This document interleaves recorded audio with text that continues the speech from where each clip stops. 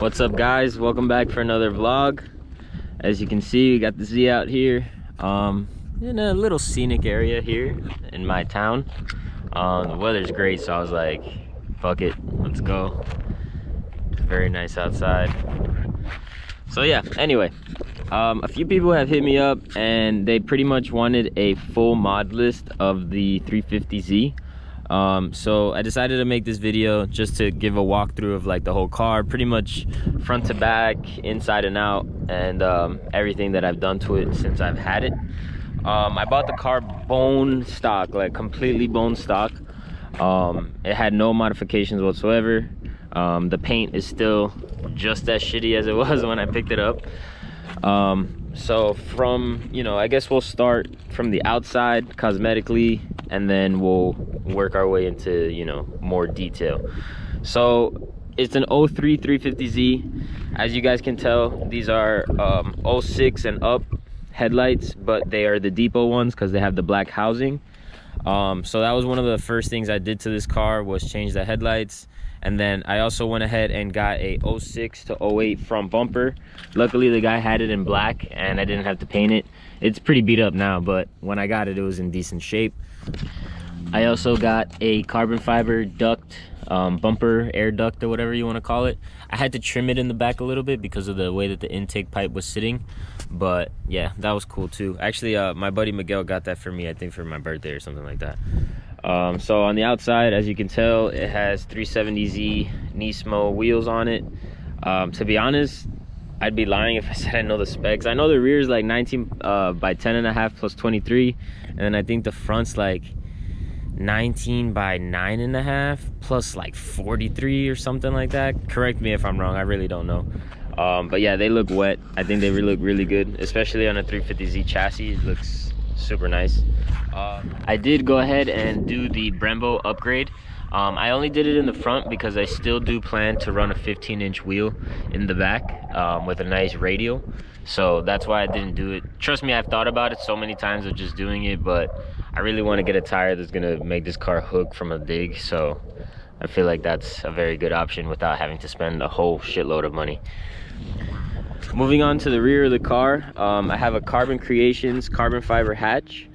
It was a pretty penny, but it definitely saves a lot of weight. I think it was about like 45 pounds I saved between the stock hatch and the glass, as opposed to the carbon fiber one with the glass. So it's definitely a lot lighter. The only thing that sucks is when you go to open it, this one doesn't have the bolts for the struts, so you have to hold the hatch up the entire time, which kind of sucks. Another thing to the rear that I added, which I get ranked on probably a lot, but I love them and I think it's different, is the JDM taillights. They are legit OEM Nissan taillights, so that makes me happy that they're legit JDM piece. I painted the turn signals with that red, I don't know if you guys know what that, the nightshade or whatever it is, to give that a little bit more of a different look. So that's pretty much it on the outside, besides the terrible paint. It's kind of basic on the outside. The wheels definitely make this car look really good.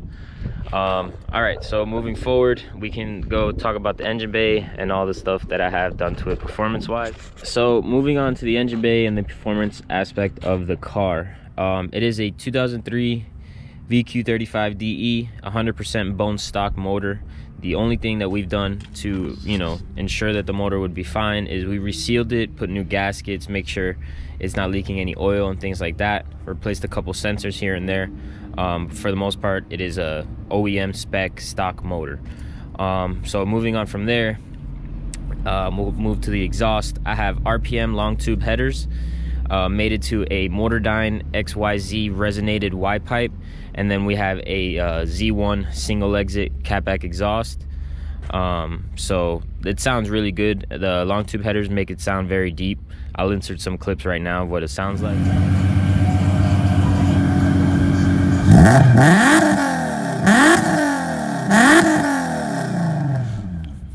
So moving on, I got the obviously Stillen supercharger.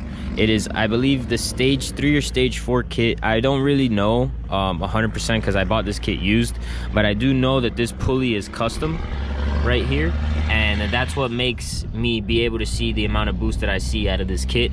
because it is a very weak kit. Most people put this on their car and they only make like 315 horsepower, so that's why a lot of people say it's a waste of money. But I got it for a good deal, and I mean, I made 360 horsepower and 350 foot-pounds of torque, and in a car that weighs this light, it's definitely you know, worth it for the price that I paid. All right, guys, so a couple more details about the kit. The supercharger is ported by Limp Mode Tuning. If you guys don't know them, go follow them. Super nice guy. He builds and tunes VQs. Along with that, I have 1000cc injectors. They are Fuel Injector Clinic. They are local to me. I think they are down in Hope Sound. So super nice guys. They walked me through everything that I needed. Another thing for fuel, I have the AEM 340 E85 fuel pump. But that's pretty much it fuel wise. I don't have any, you know, return or any lines. You know, it's all stock for the most part. Moving on to the ATI overdriven crank pulley. I don't know if you guys can see that, but that pulley right there is what allows my power to hit as soon as I put the foot to the floor. I'll go ahead and insert a video now so you guys can understand what I mean.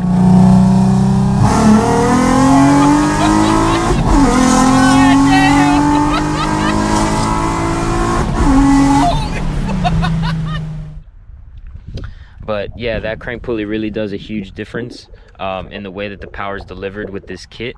So I suggest any of you who have this kit, if you want it to be a little bit more rowdy and you want that power to come on a little bit more instant, definitely get that crank pulley because it hits immediately instead of building with the RPM. So it's definitely a good upgrade for this kit. Moving on to another couple little bolt-ons, I have the NWP 75mm throttle body. It's really not worth the money that it cost. However, it does somewhat give a difference. I felt that the throttle response was a lot quicker with it, and that, you know, it got up and went as soon as you put your foot to the floor with the throttle.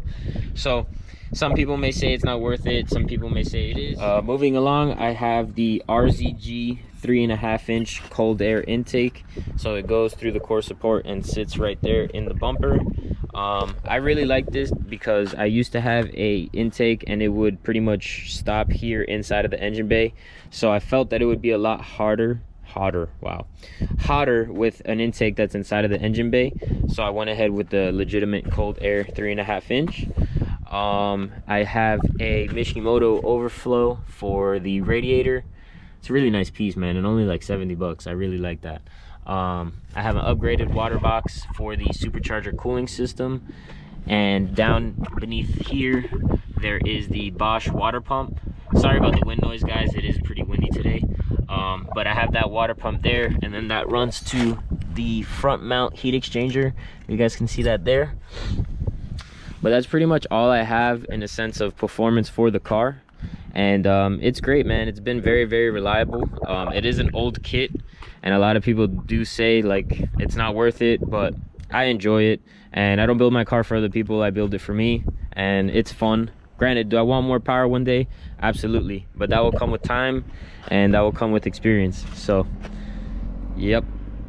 All right, guys, moving on to the suspension components. Don't mind my dirty engine bay, but I have K-Sport coilovers all around.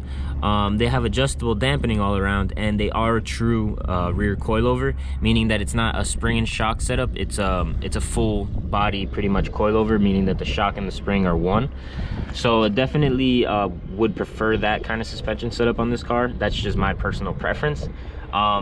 K-Sports are really good, especially if you could find them for a used price. It's definitely a really good coilover if you can get it for cheap. However, if you are buying them new, there are a bunch of different options in that price range. I'm not knocking K-Sport. It's just that, you know, there are competitive coilovers for around that same price that other people might want to go with. So, yeah.